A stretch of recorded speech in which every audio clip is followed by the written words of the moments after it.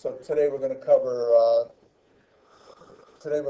section 6.3, and really 6.3 is not a lot different than what we've done in the first two sections. All this is going to be a combination of what we learned in section 1 and section 2. All right. For instance, let's take a couple of examples here.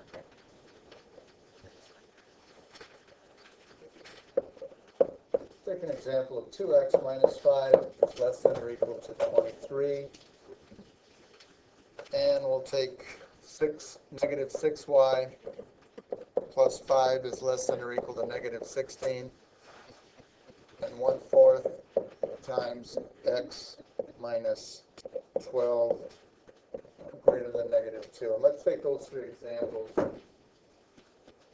They do get a little bit involved, but nothing that you haven't had before.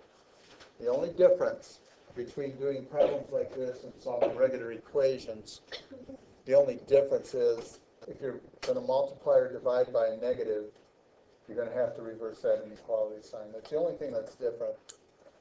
And what we would do here is we would add 5 to both sides of this inequality. And the negative 5 and positive 5 cancel each other out. Less than or equal to 23 plus 5, and divide by 2. So it's sort of just a combination of what we've had with adding and subtracting and then dividing. And so x is less than or equal to 14. It's real important when you have an equation with multiple steps, you're going to do your adding and subtracting first, and then you do your multiplying or dividing. For instance, in the second problem here, you don't want to divide by negative 6 first. What we want to do is we want to subtract 5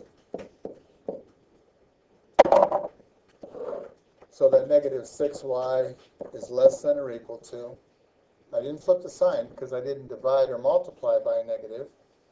And negative 16 minus 5 is negative 21. And now I'm going to divide each side by negative 6. Reverse the inequality sign because I divided by a negative. And a negative divided by a negative is a positive 21 over 6. And what number goes into 21 and 6? 3. 3 goes into 21, 7. And 3 goes into 6, 2.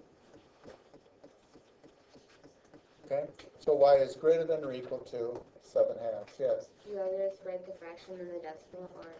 You know, if you're going to write this as a decimal as 3.5, I don't have a problem with that because that decimal ends. Where I don't want you to do is to write a decimal where it repeats and where you have to round. If you have to do that, then you're going to change it to a fraction. Okay, because I want exact answers. Does that make sense what I tell you? Okay. So if you have something like 4.63, right, you put that in your calculator and you change it, go to your math and answer to a fraction. Shannon. Oh, I thought you only switch the signs You switch the sign if you multiply or divide by a negative number. And here I divided by the negative 6. You just did negative on the top. Like it's negative divided by negative. That's okay. When you divided by that negative, you reverse the sign, no matter what. Okay? And this third problem, I'm going to distribute. There's two ways to do this problem. I could distribute the 1/4 first. Or I could multiply by 4 over 1 first. What do you think's easier? Austin? Distributing? All right, we'll distribute first. Either way is okay. If I multiply 1/4 times x, it's simply 1/4 x. And then 1/4 times negative 12 is negative 3. And that's greater than negative 2. And how do we solve? We add 2 to both sides. Don't multiply by 4 yet. Or, I'm sorry, we had 3 to both sides.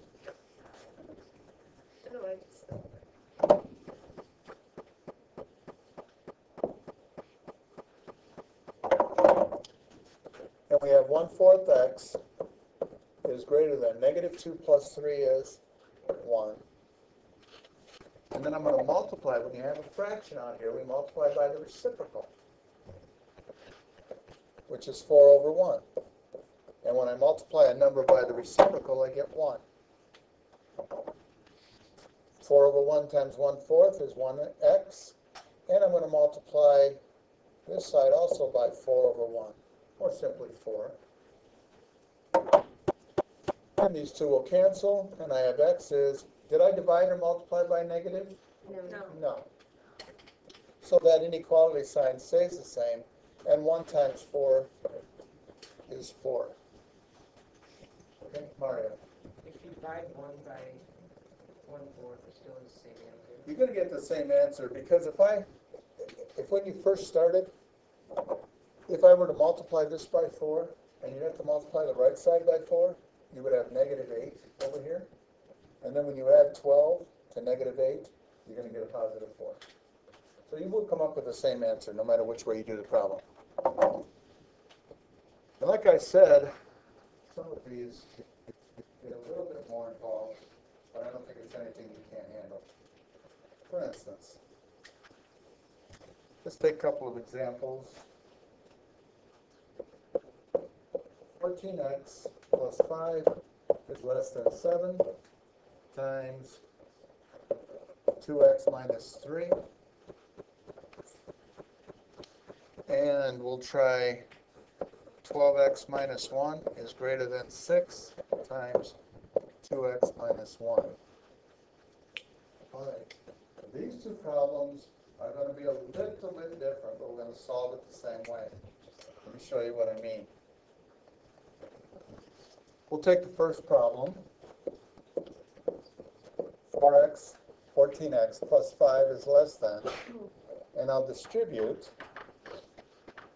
7 times 2x is 14x, and 7 times -3 is -21. Okay? And what would we do first? I could minus 5 from both sides. Let's do that. 14. I could do that too. But let's do what Sydney said, and we'll subtract 5 from each side. And I will get 14x is less than 14x minus 26. And now what do we do?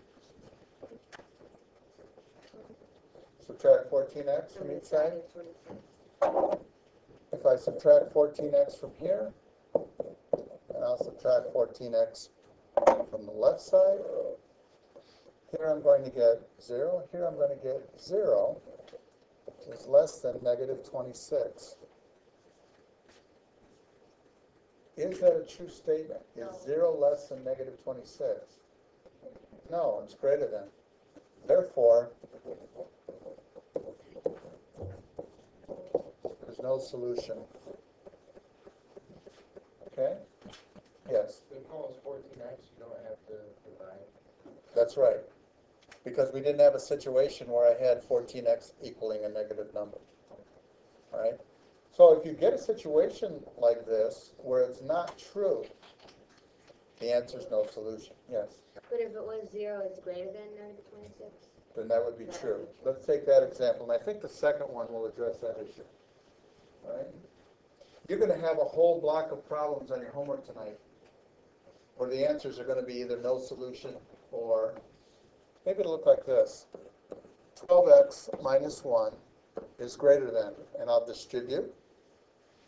I have 12x, and 6 times -1 is -6. All right, and what's the first thing we do? Add 1. Okay, we could add 1.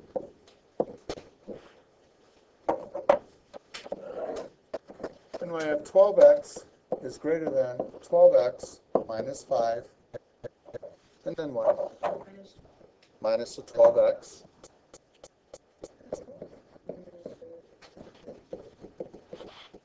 All right. On the right side, I still have the -5. On the left side, I have 0. Is this a true statement? Yes. Yes. If it's true, then the answer is all real numbers. have to write that on every problem. Yes. So your answer to this, if it is a true statement, you're going to write all real numbers. If it's a false statement at the end, you're going to write no solution. Okay. Any other questions? What if it's like something equals something? Would that be still all real numbers? It depends. If it says greater than or equal to, is that what you're talking about? No, if it said like 0 equals 0, would that be all real numbers? Yes. That's a good question. We haven't had anything like that yet. What Ben just asked is, what if we had a situation where maybe we solved both sides and it came out to be 0 equals 0? The answer is all real numbers.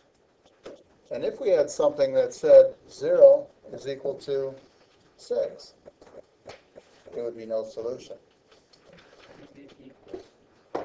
Well, Ben just asked a question. What if it were equal? All right? And I'll erase this so there's no confusion there, but I like the question. You guys have any questions so far? No. All right. So your homework for tonight.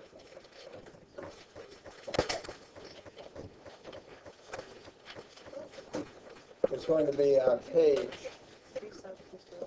372 and 373. Problems 3 through 33. let's do 3 through 38. The problems 17 through 28. Not all of them. Problems 17 through 28. Most of these problems will look like either no solution or all real numbers. Okay? So that's your assignment for today. You can do even, you can do odd. Make a nice.